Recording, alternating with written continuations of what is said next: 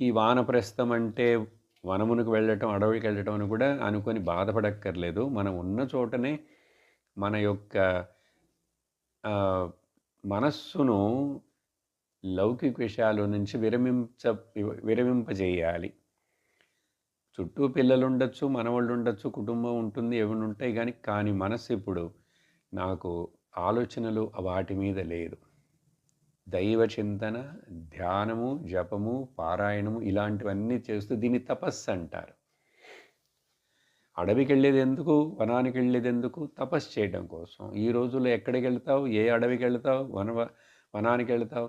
కార్తీక మాసంలో వనభోజనానికైతే వెళ్ళొచ్చు గానీ, తపస్సుకి ఇప్పుడు అట్లా వెళ్ళే రోజులు, పరిస్థితులు కావు. కాబట్టి ఉన్న చోటనే మన ఇల్లే వానప్రస్థ ఆశ్రమంగా మనం నా నా రూము నేనుండే చోటుని అట్లా పెట్టుకోవాలి, అనుకోవాలి.